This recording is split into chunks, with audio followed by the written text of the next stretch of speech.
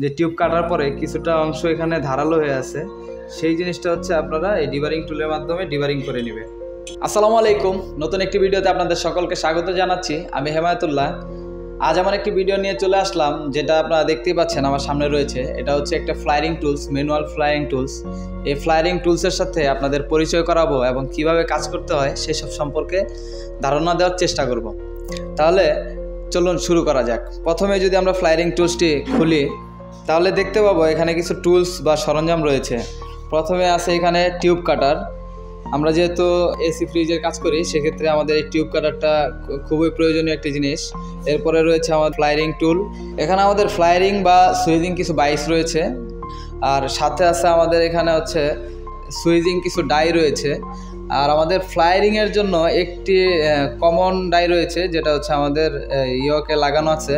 এখন কিভাবে এটা কাজ করতে হয় বা কিভাবে একটা পারফেক্ট ফ্লায়ারিং করবেন সেসব সম্পর্কে আপনাদের দেখাবো। আপনাদের পারফেক্ট একটি ফ্লাইং চান, সেক্ষেত্রে আরও এই ফ্লায়ারিং টুলসের সাথে আরও দুইটি জিনিস অ্যাড করতে হবে। একটি হচ্ছে এই ডিবারিং টুল, এটার কাজ অবশ্যই দেখাবো। আরেকটি প্রয়োজন হবে, যেটা হচ্ছে আপনাদের ট্রিমিং পেপার। তাহলে চলুন, একটা পাইপ হচ্ছে আমরা প্রথমে কাটবো, কাটার পরে হচ্ছে আমরা কিভাবে ফ্লাইং করতে হয় সে পদ্ধতিগুলো আপনাদের জানাবো।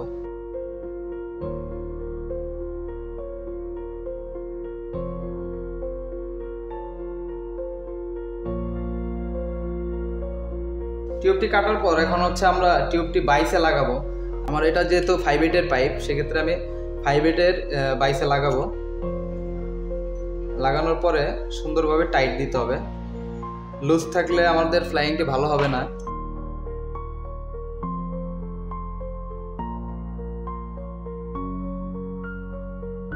এখন আমাদের ফ্লায়ারিংটা পারফেক্ট করার জন্য আমাদের প্রথমে এই ডিবারিং টুলের ব্যবহার করতে হবে। ডিবারিং টুলের আসলে কাজটা কি, এখানে আপনারা লক্ষ্য করলেই দেখতে পাবেন যে টিউব কাটার পরে কিছুটা অংশ এখানে ধারালো হয়ে আছে।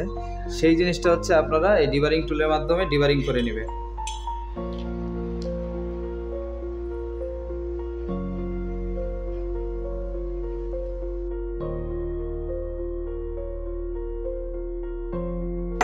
এখন হচ্ছে আপনি সিরিজ কাগজের ব্যবহার করবেন। সিরিজ কাগজ দিয়ে আপনি টিউবটা যত সুন্দর ট্রিমিং করবেন, তত সুন্দর হচ্ছে আপনার পারফেক্ট ফ্লায়ারিং হবে।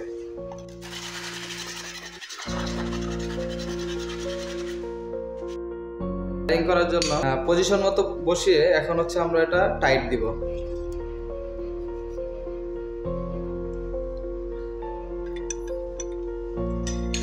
কেমন হয়েছে সেটা হচ্ছে খোলার পর আপনারা পুরোপুরিভাবে দেখতে পারবেন।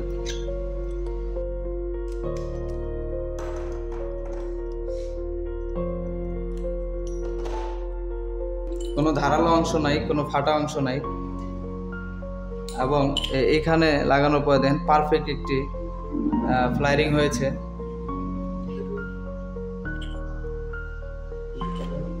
দেখানোর চেষ্টা করলাম কিভাবে এই ম্যানুয়াল ফ্লায়ারিং টুলস ব্যবহার করে ফ্লায়ারিং করতে হয়, সেই বিষয়টা আপনাদের দেখানোর চেষ্টা করেছি।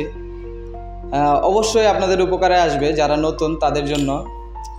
এমন সকল ভিডিও পেতে আমাদের সাথে থাকুন। দেখা হচ্ছে নতুন কোনো ভিডিওতে, নতুন কোনো টপিক নিয়ে। সেই পর্যন্ত ভালো থাকবেন, সুস্থ থাকবেন। ধন্যবাদ সকলকে।